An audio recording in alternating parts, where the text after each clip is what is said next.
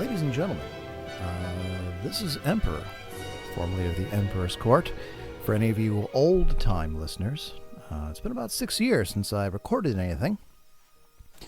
So I thought I would do this kind of as a personal project. For many years, I've been a fan of Star Trek. If you followed the show or know me from years ago, you know that I'm a science fiction kind of guy. You know, these days it's more Warhammer 40,000 than it is Star Trek because of the state of the franchise. But that is something that I have enjoyed and something I've read the books, some books, I've seen the movies, seen the TV shows. And a conversation got going with a couple of my old listeners, about a week ago. And they were lamenting the fact that a lot of our franchises today just aren't what they used to be. Now, I'm not going to go into any kind of, large critique on different franchises like, say, Star Wars or Doctor Who or Star Trek, what have you. There are people who have done that far better than I could, and frankly, I don't really have the patience to go through it again. Suffice to say that those, different, intellectual properties are not as popular as they once were. Not even remotely close. And so the question was brought up to me, and they asked me, and so, well, Emp, what would you do if you could save one of them? Which would it be, and how would you do it? And oddly enough, it's something I had thought of for many years as to if I was to make, say, my own Star Trek show. Well, how would I pitch it? So I got to thinking, and I kind of, let it run around in my head as to what I wanted to do or how I would have it. And I'd always have kind of an outline, like I said, for years about what I would do if I had a show. And I think that there's a way to go about kind of course correcting the way things are today. Now, in my opinion, and again, I'm not going to get into any kind of academic critique of the, current state of affairs for the different franchises, Star Trek specifically. Again, there are far better people than me that have done that. Starting with the movies, the new movies that J.J. Abrams made, well, they weren't Star Trek. I didn't care for them. I thought the first one was entertaining in its own way. I thought the casting was great, as far as depicting these legacy characters, the original crew of the ship, but it wasn't Star Trek. It was a popcorn action flick that just happened to share the same name and the same ship as that series, long ago that we all loved. The new TV series, Star Trek Discovery, Star Trek Picard. And I will say that I have not bothered watching the cartoon one, the ripoff of Rick and Morty. They're not Star Trek to me either, for a variety of reasons. And it hasn't resonated with the faithful, not just the old school Trekkers, but, even the ones like myself that really came into it, in the early 90s when I was in school and I watched Next Generation. That was kind of my entry into Star Trek, and then going back and watching the original series. Later came Deep Space Nine and Voyager and what have you. And there's a huge difference between the shows that were and the shows that are. And when it comes to what would I do to save it, it's more along the lines of what would I do to make it Star Trek again? And this is where we're going to begin. This is supposed to take the form of a pitch meeting if I was to make it to Paramount. These are my ideas. Not all of them may be viable. I'm kind of shooting off the hip, so if all of my lore is not correct, you have my apologies. These are things, obviously, that could be, corrected in the writer's room. But I'm going to give you a general overview, a couple character ideas, something specific that I would go on to, and go from there. My idea would be a series that would run roughly 7 years. Okay? It would not be part of the Kelvin timeline. That's the one that the new Star Trek movies have been in. The Star Trek Picard is supposed to be kind of a sequel to that, or kind of carrying on from the Kelvin timeline, basically when Romulus is destroyed by a supernova. Now, the entire idea of that never made any sense to me, again, from a Star Trek lore point of view, because the Romulan Star Empire was much larger, has just as much, if not more, capability than the Federation to go ahead and, evacuate people from Romulus and Remus before this supernova. So the very premise of the movie never made much sense to me. and kind of using that as a jumping off point for the current franchises, it doesn't really hang together. But it's missing some things. It's missing things that Star Trek had. Now, these are my opinions. But to me, Star Trek was always about hope. Hope is the one thing that is missing in the current Star Treks. The movies, the current series, it's gone. Things change. That's the other thing. These are the two main points of Star Trek. Hope and change. The original series was all about hope. A hope for the future and change. It was a counterculture revolution when it was airing in the 1960s. Upheaval in the United States. Racial relations. A Cold War with the Soviets. And to a lesser extent the Chinese. But communism in general, which took the form of, say, the Klingons. One thing that Gene Roddenberry was a genius at was using current events, using them as a metaphor, or using Star Trek for a metaphor for these events. Again, racial relations. They were known for the first interracial kiss on TV between William Shatner and Nichelle Nichols. That was a big event. This was something huge. Now, one of the things you have to understand is we're not talking about wokeism, which is another thing that a lot of people have a criticism with on the current Trek. And they say, well, you look back at what happened in the original series. Well, that was woke. But it wasn't. Because Roddenberry wasn't making a political statement. He wasn't making a political statement about the Soviets either in the form of the Klingons and the Cold War that sometimes burned hot in the original series. He was talking about people.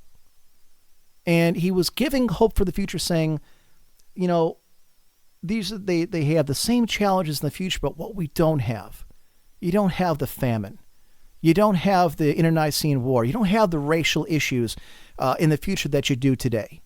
Things are better in the future. Yes, there are still challenges. Yes, we may run into the Romulans or the Klingons who, don't see eye to eye with us, because those things, that's the way, life is. You're going to have challenges. You're going to have things that don't see eye to eye. But we, as humans, we got along. We put all that to past. All the things we worried about in the 1960s and nuclear proliferation, the rest of it, those aren't things we worry about in the future. We have hope because we look at this and say, here's a bridge crew. Here's a crew of a starship out in space, exploring the vast reaches. And everybody gets along. Nobody sees black. Nobody sees white. Nobody sees their religion or your sexual orientation. None of that matters because those are all things that are about you, but they're not important other than for your own, viewpoint. Everybody gets along. Everybody's pulling towards the same goal. It was hope. It was showing a divided nation, a divided world, that in the far future, things will be better. That we will face challenges, that we will face things down, but we'll do it together. And then you get into the next generation that comes in the 87, late 80s and early 90s. And now you're looking at a post-Cold War issue. Things change. It's no longer about the counterculture. It's no longer worrying about getting into a nuclear exchange with communist countries. It's hope and it's change. Things have changed. Now we're in a post-Cold War. We don't worry about the Russians anymore. All right? And 91 was the final collapse of the Soviet Union. But the writing was on the wall. Things kind of went that way. So what is it? Well, it's hope again. Because now things are settled. The Federation is more settled. Now you have a starship crew that doesn't just go out and explore the vast reaches of space. Now it's also doing diplomatic missions. It's finding solutions to problems that don't involve a phaser or a photon torpedo or a fist fight. Now you have a crew of dedicated professional, officers, much like in the original series, but it's a much more sophisticated look on things. Now you approach things diplomatically. Now you approach things, with a plan, with reason and logic, and only when you absolutely have to does it come down to, using violence as necessary. And sometimes it is. And even our old enemies, the Klingons, well, now they're friends again. And now the Khitomer Accords have happened. Star Trek VI, The Undiscovered Country, kind of set the table for that. So we go into the next generation where old enemies are now friends. Not all enemies, like the Romulans, like the Cardassians. And they do talk about some of the subjects going on in that time period, late 80s, early 90s, but it wasn't the same issues that we had in the 60s. They changed. Things evolved. It was and I hate to use the term highbrow because Star Trek was always that. But the Next Generation kind of had that, where it was more sophisticated, more intellectual look at the way, the universe worked and our place in it. But it was hope for the future because now we didn't need to build nuclear weapons to guard our safety. Now we had a way to work out our problems. The Picard character was much different than he was more the diplomat. He was more the scholar and the intellectual, whereas, James T. Kirk was more, not so the maverick, but, the explorer, the Horatio Hornblower, the not so much maverick, but someone who was going out there and, the first person to be in a lot of places in a lot of situations. And that goes into then Deep Space Nine, which is where I think Star Trek, on a writing level, really hit, the pinnacle of what they were going to be about. And what you have is a situation where on the edge of space, somewhere else, you are now around a nation that is trying to rebuild itself after an occupation. And the narrative tone of Star Trek takes on a darker tone. But there's still the hope. Things change. Well, now you're not going out and exploring the galaxy. Now you're on the edge of something that the wormhole, which on the other side is an entirely unexplored quadrant of the galaxy. Something completely different. And these are the challenges that the Federation is now facing at the time that Deep Space Nine takes place. The Borg conflict is ongoing. Wolf 359 has happened. That causes tension between the Avery Brooks character of Captain Sisko, or Commander Sisko, and Picard at the start of the show. You have the Cardassian Empire, which now plays the big bad for a good part of the series, where they're more of a totalitarian regime. Some people say they're more Nazis. I saw them more communist, Stalinist. Regardless, they're kind of the big bad, where they've had Bajor, they've had occupation for 50 years, they've had guilty of these brutal occupation and slaughter of the people, and they've now left. Now, whether this you look at as, say, Jewish concentration camps, or the Irish occupation by the British over the years, and how eventually the British left. However you want to kind of couch that in whatever kind of political historical event you can, it mimics several. So now you're heading into an area where you have a lot of tension, a lot of political upheaval. You have a world that's trying to figure out its place in the galaxy. They kind of want to join the Federation, they kind of don't. And by the way, the reason I'm laying the groundwork here is this is going to explain how we get to the new series and how it all ties together, and the themes that I'm trying to tie together here. So things change. Now you have conflict, and you don't have conflict necessarily between the different races, the different characters, although you have some ideological, differences. You have, on one hand, you've got, Kira Nerys, who's a Bajoran, and although she is very, at the time, skeptical of the Federation, she believes that they're their best chance for Bajor to remain independent and safe. Because Cardassian may have left for now, but they're not gone. And they have this blessing in the form of the wormhole, which is stable, which now gives them, it's kind of like Constantinople. If you want a historical, that I have always tied it to a historical example, you have Constantinople, which is a trade route, a major city on the trade route between East and West. It was most of the part of the Roman Empire for the better part of 2,000 years. And that was the hub of all trade. Bajor has that now because they are perfectly positioned to be Constantinople between trade and the Gamma Quadrant and the Alpha and Beta Quadrant, where most of our legacy characters and legacy political entities exist. And you have different characters. You have the Ferengi get much more play here. You have the Changelings, the Founders, and the Dominion, who become the real big bad in the series. And you head down this path where things go from kind of exploring to, now a station that isn't really going anywhere, but where all the events are taking place because it's a hub of information, it's a hub of political intrigue. You have a much darker tone where you have not necessarily conflict between the characters on board after the first couple seasons, but each one has their own particular interest. You go into where you have different races, different species, different aliens that are now interacting and trying to find a way to interact, to get along, while the backdrop of major events are happening behind them. To me, Deep Space Nine goes into a far more detail for individual characters, both minor and major, and everybody gets their chance in the spotlight. And that leads into the Dominion War. And that, occupies, it was an overarching storyline starting in like the second or third season. It becomes the major overarching storyline for the last 3.5 seasons. Tens of billions are dead. Worlds are shattered. Starfleet is a shell of what it once was. It's been bled white to win this war. The Klingon Empire's gone through basically a civil war, come out the other side, been manipulated into a war with the Cardassians, come out the other side, goes into a war against the Dominion. They are a spent force.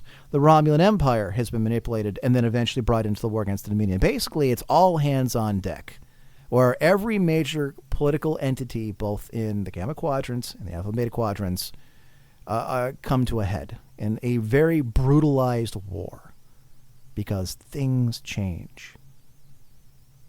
But even when things were darkest, when the Federation is losing, when Deep Space Nine is lost, at the end of the season, I think it was season 5, when they lose Deep Space Nine and the Dominion takes over, at the end of it, you see Sisko, linking up with a massive Federation fleet that's on the way. There's hope. Even when things are darkest, when the Federation continues to suffer horrendous casualties, when they're not able to stop reinforcements coming to the warp, and eventually they are, there's always hope. And Deep Space Nine went into certain, parts of territory that the other shows hadn't, like, PTSD of soldiers and the way they look at things, or, how different aliens or different species or different races, different cultures may view the same object or opportunity in a different way and come to a different conclusion. And it's at the end of Deep Space Nine that's really going to be where the jumping off point of our new series goes. But while this is happening, we have Voyager. And a Voyager with two different groups of people that are forced to have to be together for their own survival, who are flung way out into the Delta Quadrant where no one's ever been. No one's ever been there. They're on their own. They need to find a way to survive and then get back home some 70-some years at maximum warp. I'm not going to go into Voyager so much because you all know how the story goes. Eventually, they do find their way back to the Federation. They find their way back to Earth. It was hope. Things changed. They're no longer exploring for the sake of exploration. Now they have to, because they have to find allies. They have to find a way to get back home. They're not out there necessarily because they want to. They're out there because they didn't have a choice. And now they have to find solutions to problems that no one else has ever faced before, meeting races with no support, not from the Federation, not from the Maquis, not from anybody. And the hope is there. And it keeps them going. Janeway keeps them going, keeps showing them the direction, and they're able to get back. There's Enterprise. Enterprise won't figure much into the new storyline, into the new series.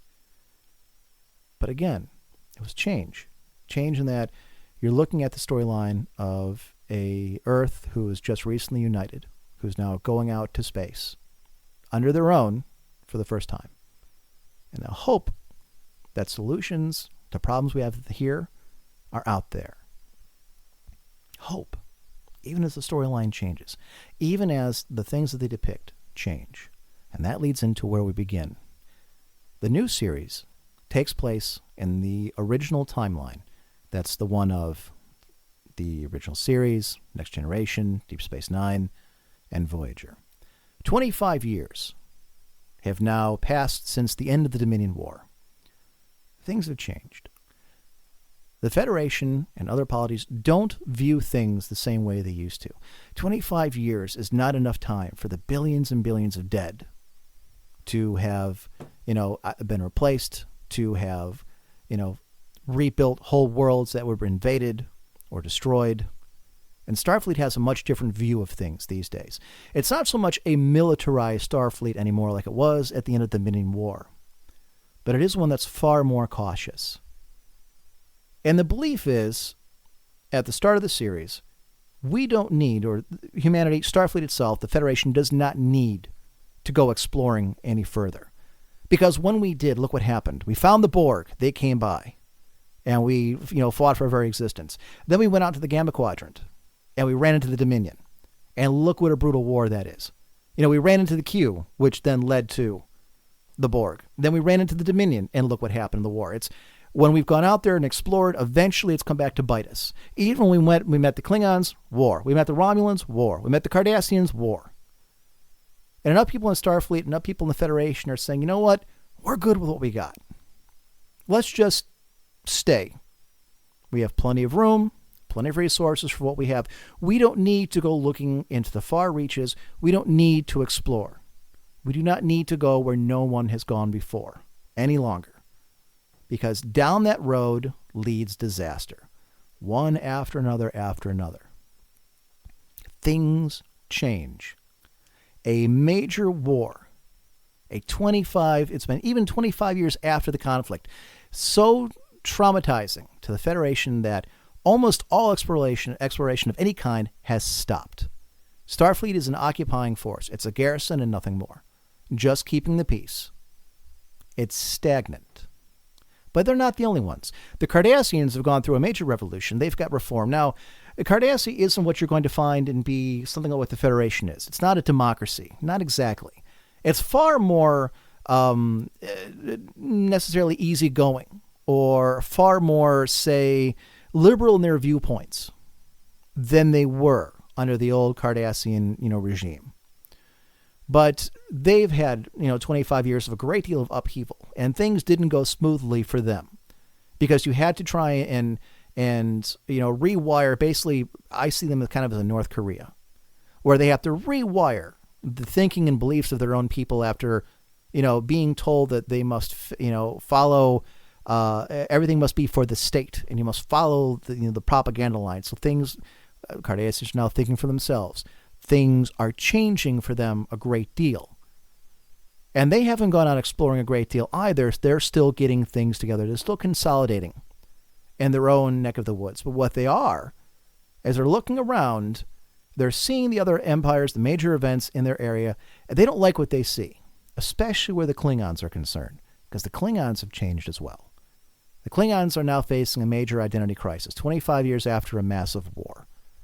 They went through, like I said, a civil war, a war of aggression against the Cardassians, came the blows of the Federation, back on the Federation side, and at the end of it, they have a figurehead emperor, a council that is in uproar.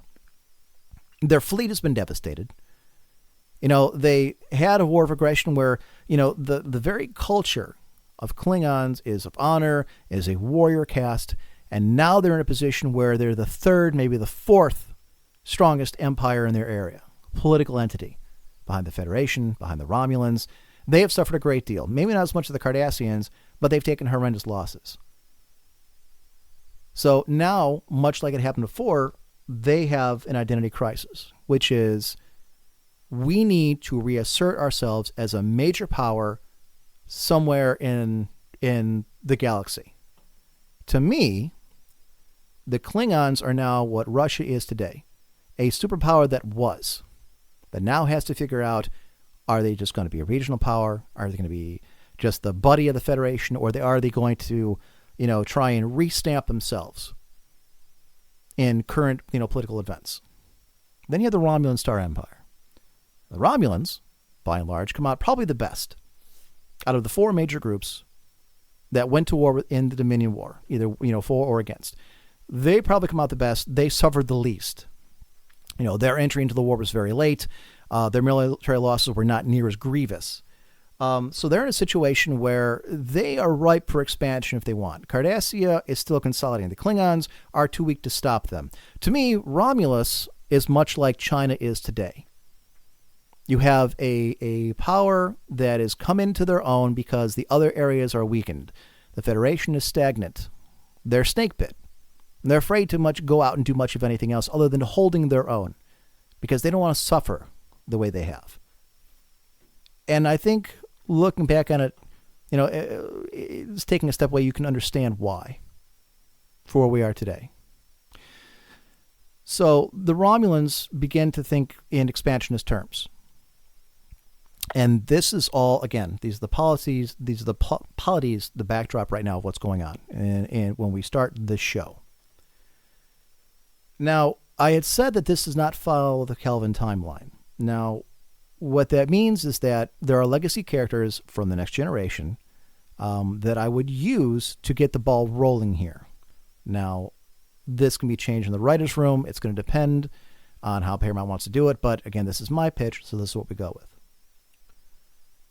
Behind the scenes, Riker is now an admiral. It doesn't surprise anybody. And he's an admiral in a Starfleet that he doesn't really recognize anymore, even though he has served in it all these many years, before, during, and after the war. And the Enterprise, as we know, didn't play as huge a part in the Dominion War as it did because it was busy elsewhere. But Riker sees Starfleet and believes that it's gotten away from its mission. It's gotten away from the very existence, which was not as a police force, not as an occupying force, not as one who was just here to keep the peace. That was always part of their mission. But they're not a military. They're supposed to be scientists. They're supposed to be explorers. They're supposed to be what Kirk did all those years ago. They're supposed to be what Riker did when he was younger and what Picard did in his own era. And he's behind a desk now. He doesn't command a starship. The problem is the Federation president and many of the Federation, Council and Senate, what have you, see things a lot differently. And they don't see a reason to go out there, like I said, and poke the bear and try and find something that's even worse than what we've already faced. But he has a powerful ally. He has Admiral Emeritus Jean-Luc Picard, who also sees things the same way, and who's been advocating for many years behind the scenes, trying to get, the Federation to look at things a lot differently, which is we need to get back out there. We need to recapture the initiative, to see, to meet, to explore, to expand our horizons both intellectually and, if it came down to a war, don't we want more friends? If it came down to needing resources, wouldn't we need more? At a very practical level, if it really mattered to the Federation, to Starfleet, then these are things we also need. We can't just sit here waiting to die. And they try to advocate for this. And eventually there's a break. And one of the admirals in Starfleet that is very much against this has, and again, using general terms, he screws up. And Riker is able to get a hold of this. And he has a bit of a crisis of conscience where it's, do I take this and use this to try and, break loose the deadlock and try and get some traction? So he and Picard have a conversation, one of the, a scene and one of the first, probably the first episode where they discuss, the moral implications of doing this, kind of a la what the Sisko character would have later with him and Garrick and what they did to manipulate the Romulans into the war. And which is it really ethical to go ahead and do these things? Because Picard's always been a very, honorable and upstanding person who has always been, very reluctant to do something unethical, as has Riker. But Riker's more in the line of what the Captain Sisko character is, which is he's more of a practical person. And he convinces Picard this is our best chance to try and get some leverage to change the way things are, to give people some hope that things aren't going to stay the same. We don't have to keep, our cultural identity is not about a war that happened 25 years ago that we're still picking up the pieces of. That there are better times ahead, that we can go out and find greater things. So eventually they come to the agreement that they're going to blackmail this admiral. And what they're going to do is they're going to ask for a pilot program. They're going to ask for one ship and one crew that they're going to send into the Gamma Quadrant to start exploring again. And not just on routine patrols, not just to keep an eye on local space in and around the wormhole, but that they're going to explore and they're going to go out there and start doing what Starfleet did. Hope. And changing the way that the Federation and Starfleet sees the universe. Because Riker and Picard aren't stupid. They understand the jockeying for positions on the galactic level. And left to our own devices, you're looking at an even bloodier war than the Dominion War. And if everybody goes to war, there's not going to be much left. Better to go out there and find something else. Whether it's distract people, change their viewpoints, find new friends, find new places to expand into, for any kind of variety of reasons, not to mention just the human need to see what's out there. So they blackmail the Admiral. And the Admiral obviously is against the project, against the idea, but he doesn't have much choice. He wants to save his career and his reputation. So he decides and he agrees to give them a 20-some-year-old mothballed ship from the Dominion War, a battlecruiser type. And again, it can be a new type, new designs. Think about it. You can give it a cool name, perfect for merchandising rights. And you make it a warship. Give it, granted, an old one, but a warship that's been mothballed and just sitting in space, in one of the fleet reserves for a long time, and says, I will give you the ship. We can do some upgrades. We'll do an overhaul, give it new sensors, but we're not going to waste any kind of real resource on this because this is a fool's errand. And when eventually it goes out there and it gets destroyed or it's lost with all hands, whatever the case, we're not the worse off. And in that vein, we're not going to give you any top tier, Starfleet officers. This is basically just they're throwing Riker and Picard a bone. And if you lose all hands, well, then it's nothing really lost. So he decides that they can have their pick of Starfleet Academy graduates to a certain point. And the rest that he will just fill in himself, basically from has-beens and never was and hard luck cases and discipline problems, basically the dregs of Starfleet, because the officer corps of Starfleet isn't what it used to be. Things change. So he agrees to go ahead, overhaul the ship, but he's not going to give them modern weapons. No quantum torpedoes. They're going to go with photons. None of the cool new phasers. They're going to go with weaponry tech from the Dominion era. Granted, still a potent warship. It is a warship, but they're going to use it for exploration. They'll be allowed to take some scientists. They're allowed to take one doctor, no more. Again, resources that don't want to be wasted. And this is kind of where things get rolling, because now Riker and Picard have to start putting together a crew. They have to get the ship up and running. I had a variety of different names for the ship. That isn't so much important. You can always do focus groups and whatever to find out what kind of cool name really works. Doesn't really matter. The name of the ship is important, but not for this pitch. As a placeholder, I use it as the USS Cleveland, again, or the USS Ohio. Again, those are just personal names of American ships. You can use whatever the case may be. So they go to the Academy and they start reviewing records of the people that they want to try and grab and put on here. And not all of the characters are going to be brand new characters. Are not going to be veteran Starfleet officers. These are going to be guys from the Academy. One of the people they consult is the head of engineering at Starfleet Academy, which is a Chief Miles O'Brien, who's now Chief Warrant Officer of all of Starfleet. Much like what we have, here in the United States military, where you have the Sergeant Major of, the U.S. Marines. You have the Chief, Warrant Officer of the Navy, whatever the case may be. And he has a prestigious, teaching position as an instructor at Starfleet Academy. And they consult him, and he's able to find two students that he would recommend as, to kind of head up the engineering department on this new starship, or this old starship that they're getting out of mothball. And again, the idea is, and even, O'Brien has a concern, well, you're basically taking people right out of school with no practical real experience and putting them on a ship and sending them out in the nowhere. And it's explained to them, look, this is the reality of the situation. This is the best we can hope for. It's this, or we still sit here and do nothing and go nowhere and wait for everything to fall apart.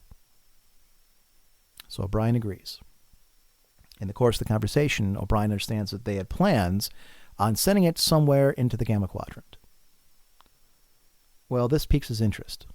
He doesn't say as much, but, through acting in Colm Meaney, if he's willing to do the job. Now, this is all predicated on these characters, these actors willing to come back.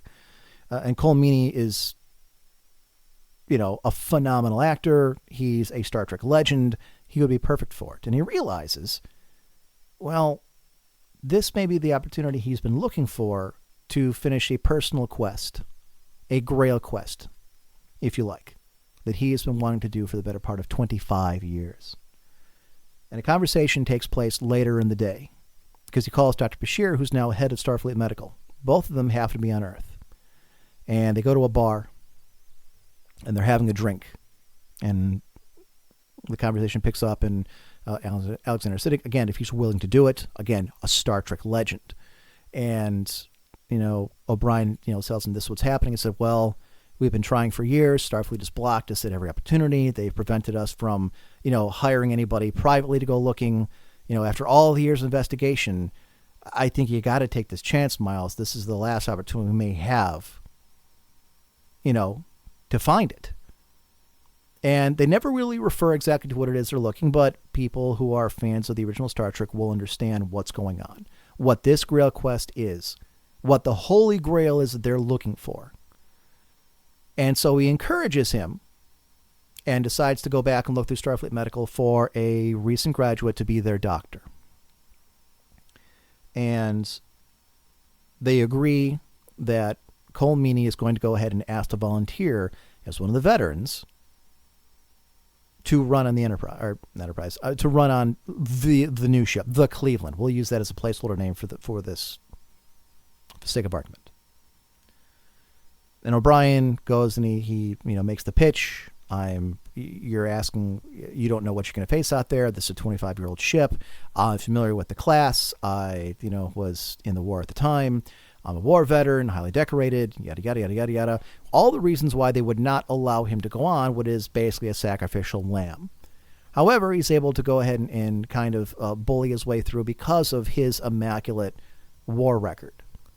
He is a war hero of the Dominion War. So they're going to let him go because he is, as this admiral that's blackballed really says, he's just an engineer. We can always find someone else to do the same thing he does at Starfleet Academy. So he is now on board, and he will be the chief, engineer while teaching his two students the practical ins and outs of actually, being out there.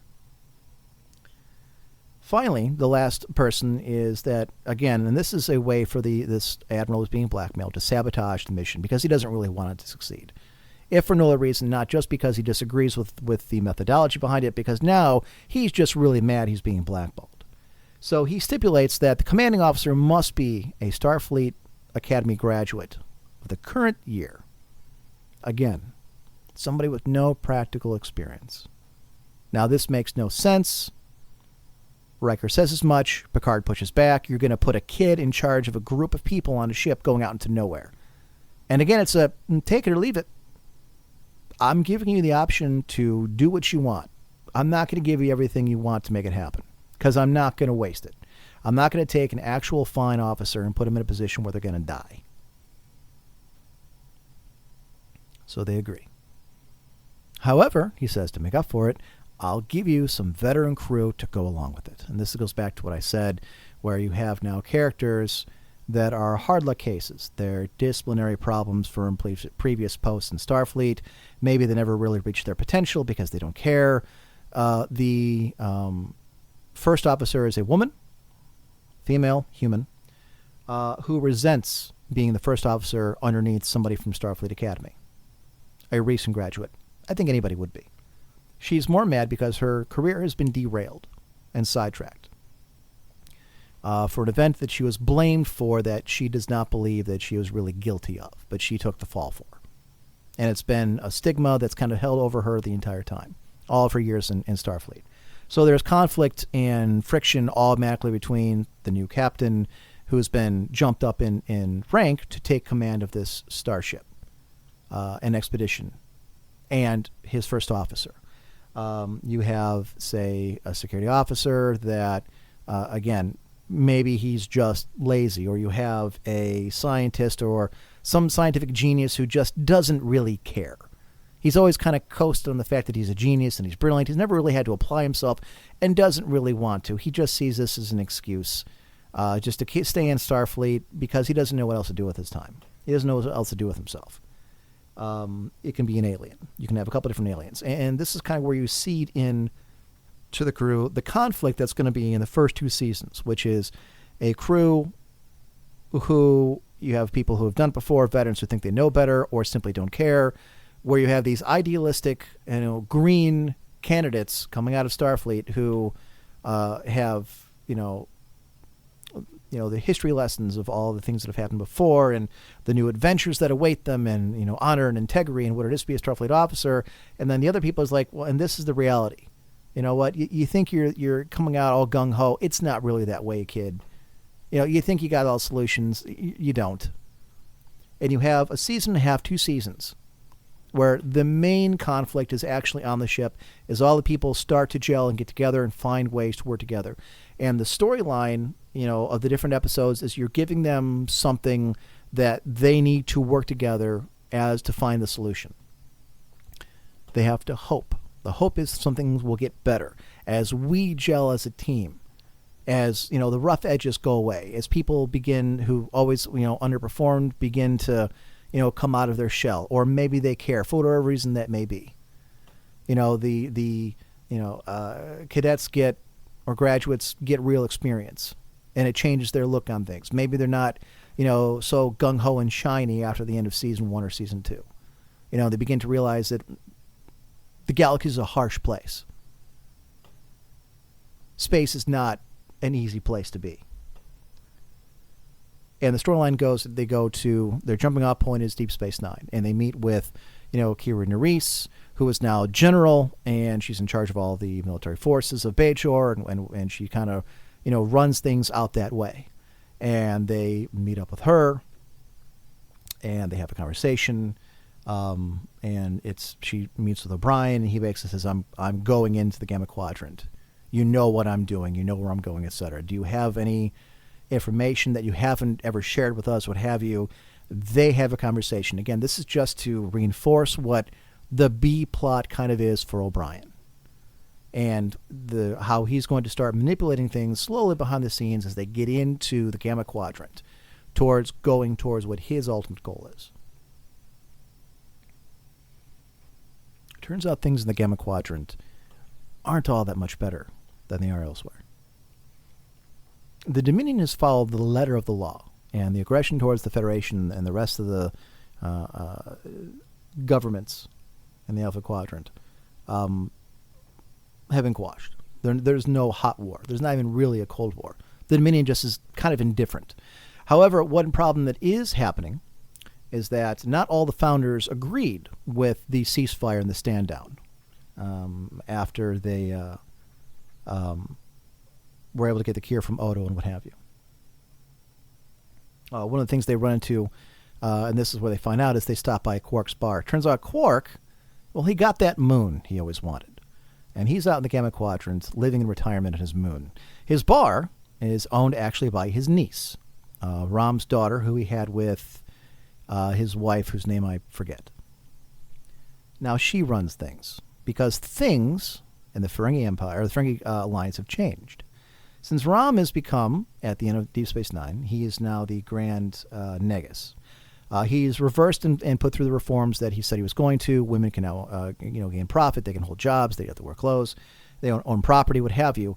And Rom's daughter, kind of like Nog, Rom's son, has followed the footsteps of her uncle far more, to the point where her uncle doted on her quite a bit and decided to give her the bar when he decided to retire, when he hit it big, and then the writers can write in whatever it is that he did to get it big. And then you'd have Aaron Zimmerman down the road occasionally make an appearance. They stop maybe at Quark's moon as time goes on to get information about one group or one area or whatever they're looking for. And in conversations with this new character who is, confident and cunning and sneaky and business savvy and funny and what have you, you could say that's the strong female character. because she's all these things. She's chasing profit. She knows all the rules of acquisition. She's very good at what she does because she was the student of her uncle, the greatest crook of them all. And she says, well, things aren't great in the Gamma Quadrant. And although it's been played down here in the Alpha Quadrant, what you haven't heard a great deal is that not all the founders decided to disarm and take a ceasefire. Some of them broke off and formed a resistance group. Think of it, say, as the IRA. And a good chunk of the Jem'Hadar went with them. And so they carry out strikes against not only the Dominion, but other polities, as well as sometimes Federation shipping or Klingon or whatever, all throughout the Gamma Quadrant. And they're far more dangerous than the Maquis ever was because they're expanding. It's not just a rebellion anymore. Now they see themselves as a government in exile, the true Dominion. And that you may run into these people while you're out there. So going in, you've now set the table that the Federation and Starfleet see things much differently. That the different empires, the different political entities, all see things differently. Some are in ascension, some are finding their way, some have an identity crisis, whatever the case may be. And you're launching a ship outdated by everything currently out there into the unknown. But that's just it. There's nothing to lose. If the ship is lost, no one's going to bat an eye. Nothing gained and nothing ventured. So, Riker and Picard and all that, they wish them on their way and they go. So their first venture into the Gamma Quadrant. And they head into different areas that were not really explored by the Federation because at the end of the war, the Federation basically put a stop to any further explorations into the quadrant, saying, all right, no further. We're not going to go and stir the hornet's nest. We don't trust the Dominion to keep their word. And even if we did, we don't know what else we're going to find out there that might be worse. So they pick a direction and they head out. And over the first 2 or 3 seasons, they come across new things, or the first 2 seasons, they come across, you can just do it like, a new story or new race a week type thing. And then occasionally heading back to Deep Space Nine to report, to rearm, to resupply, and what have you. And the culmination of the second season, you have a major event where Miles O'Brien is able to find the evidence he's looking for to find out where Sisko is. What happened to him at the end of Deep Space Nine. And this covers a couple different things. It gives an ending to Deep Space Nine that a lot of people, a lot of fans, myself included, did not like. It was lacking. This kind of ties up that loose end and gives a nod to a very great character played by Avery Brooks. If Cyril Lofton's available and willing, he can even come back for it. Maybe, O'Brien sends a message to him next time they're at Deep Space Nine saying, I found what I need. And he comes on as a book writer or a reporter. Maybe he can even, lie about who he is to get on board. And they say, all right, what the hell, we'll take him with us. And O'Brien kind of steers things and events and kind of talks this rookie captain into going places that he wouldn't ordinarily go. And he puts him in a situation where the ship and the crew are now going to be in danger to follow what O'Brien wants to do. Because O'Brien wants to find Sisko and he thinks he has. But by going down this path, however the writers decide to do it, it's going to endanger everybody. So you have an issue where this new captain now faces a decision. Does he follow, a experienced war veteran, war hero who wants to try and find another hero? Because at the end, O'Brien explains what it is they're actually up to doing. And, admits I put us in this position, by doing something on the engineering side or planting false sensors, whatever the case may be. And the captain decides that he's all for the idea. He loves the idea of recovering this lost hero, lost to time. But he's not willing to do that. He can't risk the ship and crew to do, although what he would personally, love to follow, he can't do that. That is not what a true Starfleet officer would do. So O'Brien forces the issue, and he says, "All right, I'm afraid you were going to say that," and maybe he rigs a kill switch for the ship, and now they have to do it, or he's going to let them burn or whatever. So the crew pulls together. They face whatever the obstacle is. The ship is damaged, but they're able to go ahead and recover, an Avery Brooks or Captain Sisko, who's been not in suspended animation, but he looks as he does today. He has aged. You have his reunion with Jake. You have his reunion with O'Brien. You give that moment to the fans because that were prevented from having their happy ending for that. And they make it back to Deep Space Nine for repairs. Sisko goes on. He's met by Kira Nerys, and he's heralded as the prophet again. And it's the thing Bajor's been looking for. It's a new golden era, etc. One of the things too, I before we get to that part, was the question of Nog. When we're talking about the sister, and of course they'll talk about the brother, what happened to Nog, and of course the conversation will come out that he died a hero in command of his own ship some years back in trying to rescue an outpost or a group of scientists or whatever. And by putting himself in peril or his ship, he's able to rescue all his people, but he is unfortunately killed in action. And for his efforts, he receives the highest award that Starfleet can give. This is primarily a nod to the actor, unfortunately, who did pass, who can't obviously play the part. But I think, the character, to me, was significant enough, especially in the latter seasons, that I believe that would be a fitting tribute to not only the character, but also the actor.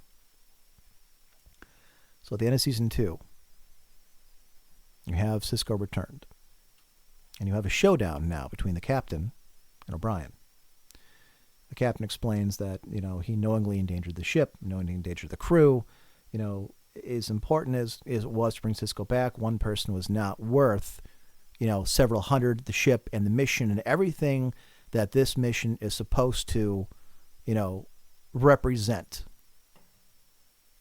You have no business doing that. This is against Starfleet, etc. You think you know better, but that kind of thing. Obviously, O'Brien is very contrite, and he accepts whatever punishment is going to come to him. He understands that. And the captain explains, well, your career is now in ruin. Your reputation is sullied and destroyed. You have no trust. No trust from the crew. No trust from me. You will never have any other place in Starfleet again because of what you've done.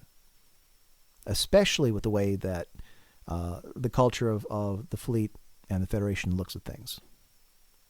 That the ends did not justify the means. And he gives O'Brien a choice. He can either court-martial, which he'll be thrown out of the Federation, he'll be thrown out of Starfleet, probably won't get any jail time, because he did bring back Captain Sisko. But his illustrious career will now be in tatters and ruins, and he will go off into obscurity. Well, he will never amount to anything. He says, or you will do this, that you will now make it up to this crew. You will follow my orders to the letter. You'll always do what's in the best interest of the crew. You'll always do what I tell you to do.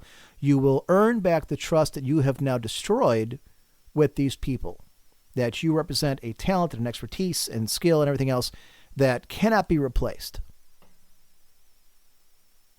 That you will now act to be, although not necessarily an officer, a chief warrant officer, you will now be the pinnacle of Starfleet that you were always supposed to be, that you always were.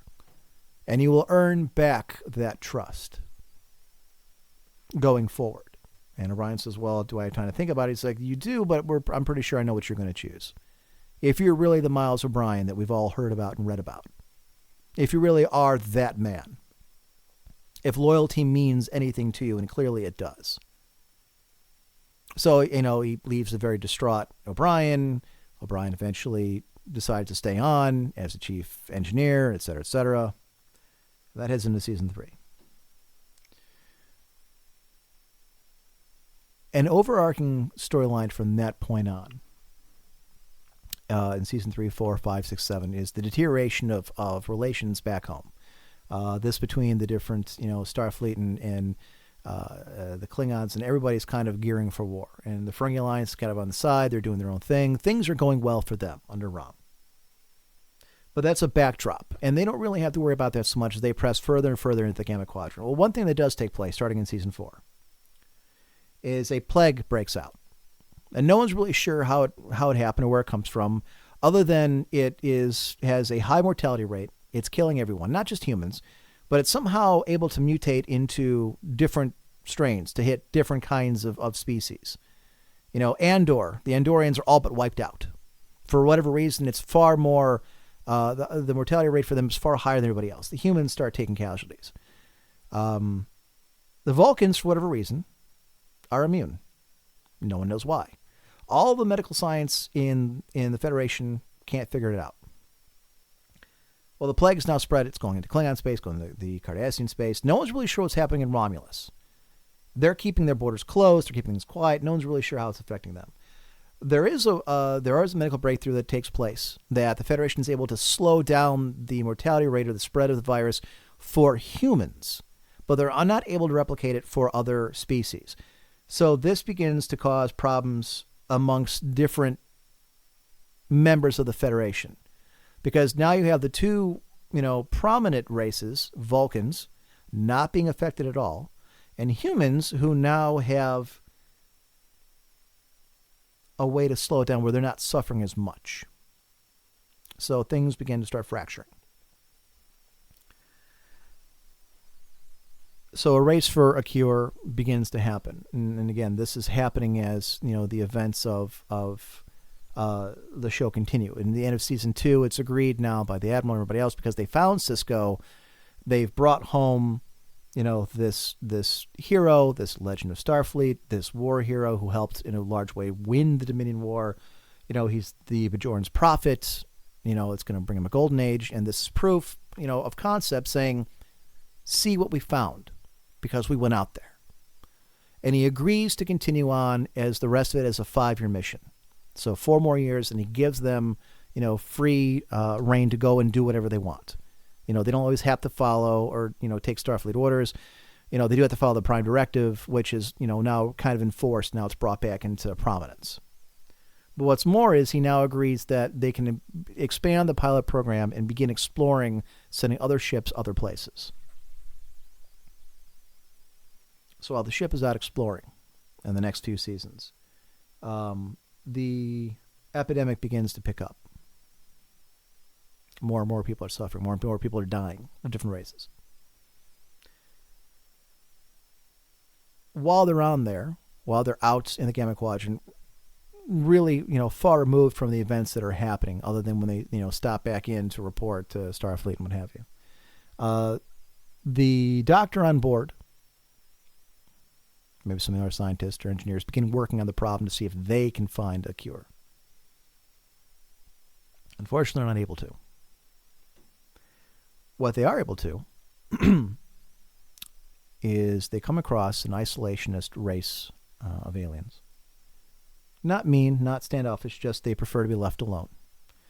And in the course of the conversation, however the writers would like to do that, it comes out that they hear about this epidemic that is raging through the Alpha Quadrant.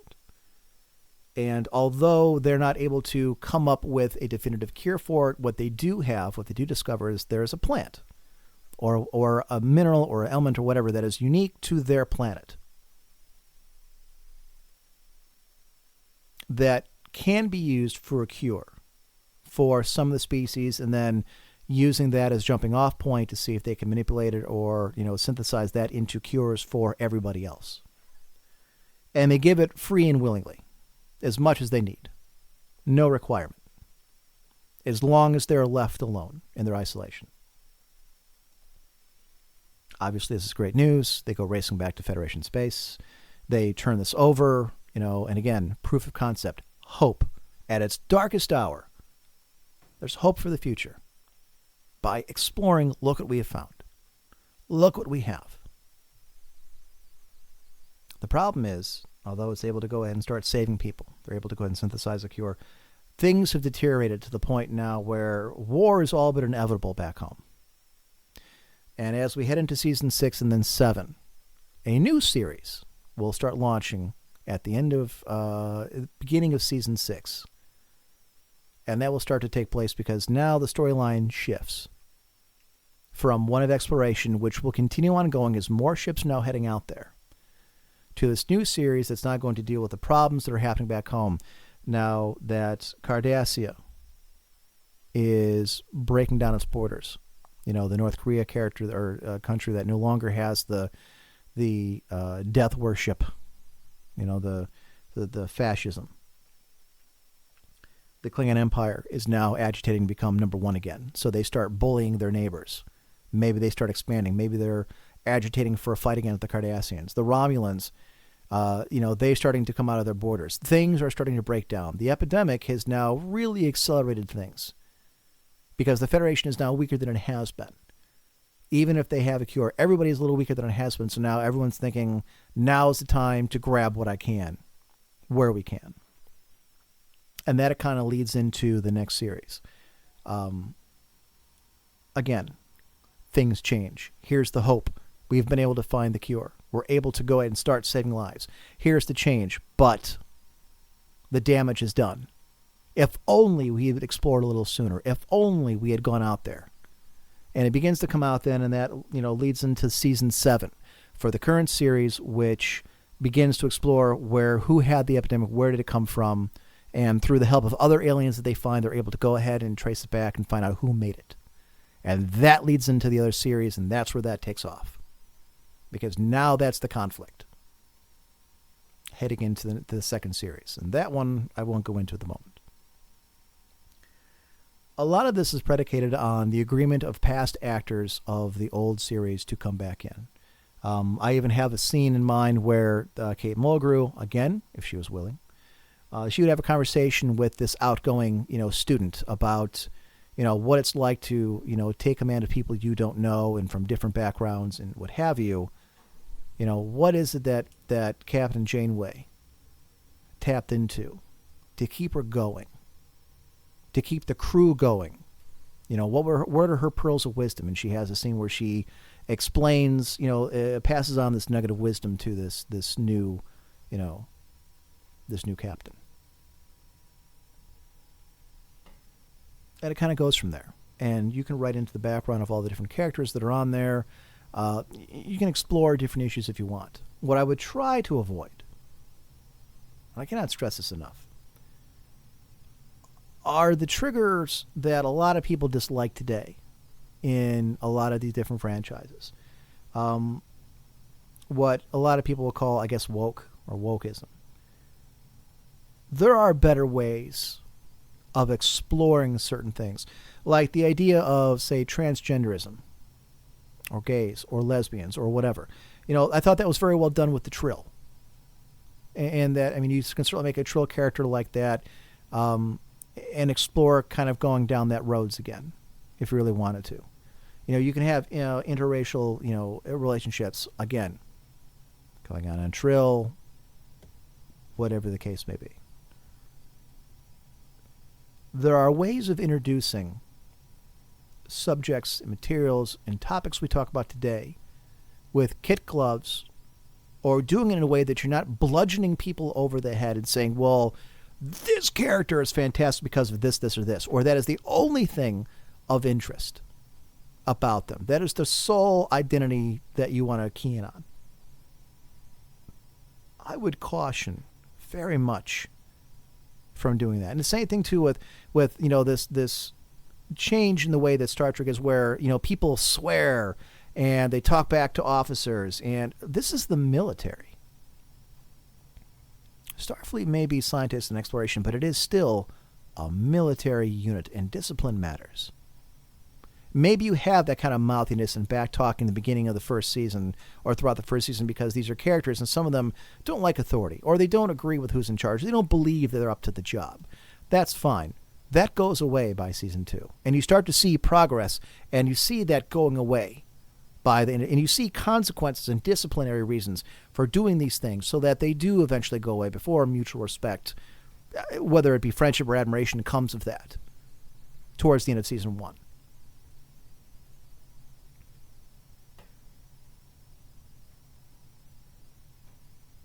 Hope for the future in a changing environment.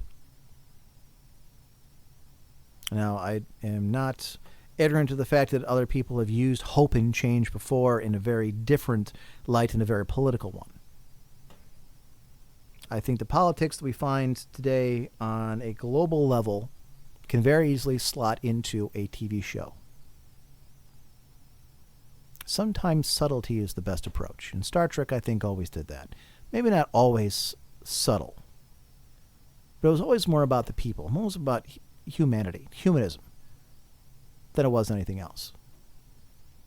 Some of the best conversations, some of the best things that ever came out of Star Trek were between, debates between McCoy and Spock, or, when Data was exploring, what it is to be human, in the various episodes. And these are things that I think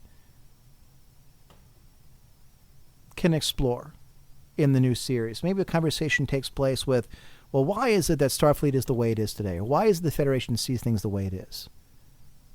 An explanation would be like, we fought a major war. Fought more than one major war. The damage was catastrophic. People are snake bitten. They're scared. They're afraid. And when it's that bad, sometimes the best thing to do is just circle the wagons and stay in your own lane. And that's kind of where things are today, and that's what we're trying to fix by going out into the great unknown, going out into the black. It's not a perfect pitch. It's not a perfect storyline. There's a lot of holes. But this is all stuff off the top of my head that I've just sat down here and recorded and kind of gone with. And I don't know, I doubt that Paramount or anybody who's associated with Star Trek will ever hear this. If you do, you like my idea, you are more than welcome to contact me. Obviously, I'm more than willing to help flesh it out. But even if you don't, even if you don't like my idea, I want you to take away one thing. Star Trek is a part of not just popular culture. It's not part of our lexicon. When you say James Kirk or the USS Enterprise or any number of things, people know exactly what you talk about. They may not be Star Trek fans, but they know what it is. Star Trek got that way for a reason. Star Wars was always about the Flash, the very cut and dry good and evil. Light Jedi, Dark Jedi kind of thing, Sith and what have you. It was flashy, it was cool, sword fights. Star Trek never took that approach. Star Trek was always a philosophical and intellectual look, not only at the future, but at who we are today, where we were, and where we want to go. And that isn't what it's about anymore. And I understand that you want to sell merchandise and you want to sell, toys and books and uniforms and everything else. I get it. It's a business. But if nobody respects what it is, if the people writing it, the people creating it don't respect what it is, you're not going to capture that audience. It's not just about capturing a new audience. Because, again, people may not know a lot about Star Trek, but they know what it is. They may not be, lore nerds like myself, but they know what to expect. And you're in a situation now with the way Star Trek currently sits where you're not appealing to any new people. And you're certainly not appealing to the old hardcore fans, going back to the 400 and some thousand people who wrote in letters to keep the series going when it went off the air. Or the letter writing campaign that began in the 70s to name one of the original space shuttle prototype after the Enterprise. That launched a bunch of movies on a franchise that was dead and buried, that only ran on television for 3 seasons. The entire improbable history of Star Trek is one of perseverance, and it mainly comes from the fans. Because they like what they saw. They like the idea that there is hope for the future. Things will get better. That you can be whatever you want to be. That you can live any kind of life you want. That, war and famine and disease and all these things, they cease to be as big an issue, especially if everybody's working towards a similar goal. Or at least not trying to kneecap each other while we're looking for it. It's not about, cool gags and getting an F word in there or, slick uniforms and all that. You can have some of those things. But these are heroes. These are moral characters and ethical people who do things because it makes sense, because there is a moral code that they follow and there's a reason why. And when you do deviate from those morals, those ethics, there are consequences, both personal and, on the environment itself. Picard had a number of them. Kirk had a number of them. The one that always sticks out in my mind is when, again, the Captain Sisko and Garak, who's not a phenomenal character, are able to manipulate the Romulans into entering the war in Deep Space Nine. And the moral and ethical, breaches that Sisko has to endure as a Starfleet officer and as a man. His own personal honor code, not just the ones of the uniform he wears and what he believed in and the oaths he took. And he violates all of it. To kill a Romulan senator, to kill a criminal, to lie, to, set up people, for crimes they didn't commit, to bring an entire empire into a war that he knows is going to cost them millions of people. And he's willing to go ahead and sacrifice not only his own personal honor, but that of the uniform he wears. Such is its value to him. Not only as a character, but in the shared universe, that it matters to wear a Starfleet uniform, to act a certain way. Picard is probably the prime example of the definitive Starfleet officer. But Sisko violates these things because the fate of the galaxy itself may be at stake. And so he's willing to go ahead and sacrifice that. When you deviate from the shared morals, ethics, beliefs that Star Trek is founded upon for these last 60, 70 years, it has to be consequence. It can't be used as a joke. It can't be used as a throwaway gag. It can't be ignored. And that's what's happened. And that's what we need to get back to.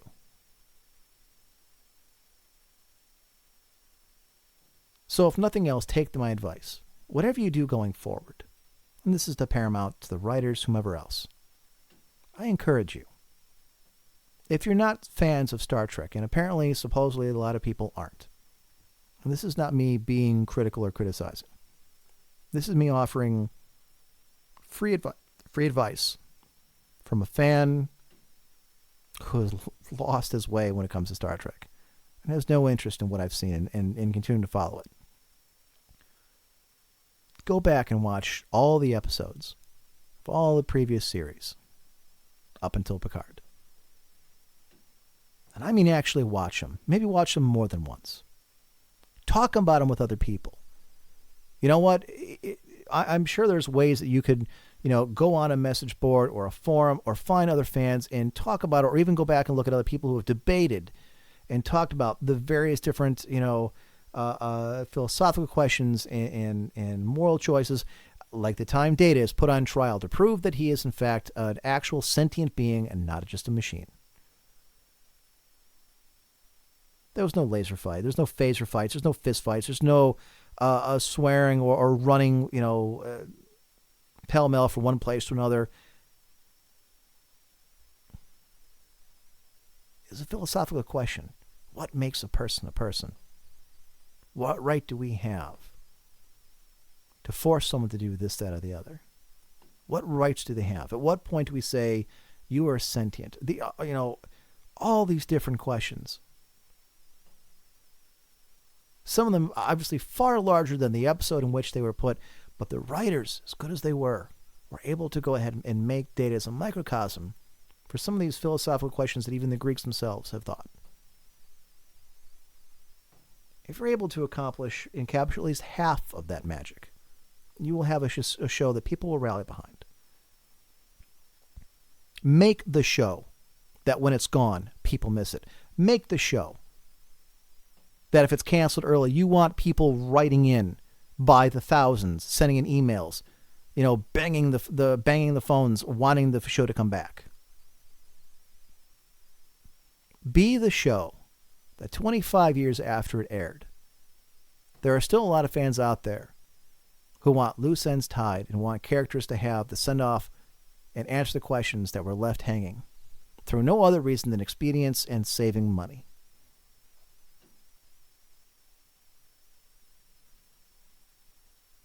You have that ability. You've been given a rare gift. You have an intellectual property that is known around the world, who's become a part of our popular myth and fabric, and has since the 1960s. Despite the cancellations, despite the missteps, despite the changes in society and the changes that audiences have, and people talk about changing something for a modern audience. Well, you know what? Star Trek at its very core didn't change from the 1960s until the early 2000s. It was the same basic core message and principles. Maybe the way the story was told changed, but the tone never did. And that's not the same anymore. And that's the problem that a lot of old-time fans, a lot of current fans have a hard time trying to connect the dots with the current version. This has gone a lot longer than I had anticipated. If you've stuck with it this long, you have my sincere gratitude. Feel free to leave me comments should you so choose. Feel free to correct me on any fine points of lore that I may have gotten wrong. I kind of did this on the hip. I haven't really researched. Everything I've really done is just by memory, just sitting here. Apologies in advance if my broadcasting skills are not what they once were. I have not actually sat behind a microphone and talked at length like this in some 6 or 7 years, and certainly not myself. Usually I had some co-hosts to go with me. I hope you've enjoyed it. I hope, if nothing else, it stirs your passions for Star Trek. Maybe gives you your own ideas. Maybe will inspire some fan fiction out there or something along its lines. But at any rate, again, thank you very much for listening. This has been Emperor saying, have a good night, everyone. So long, everybody.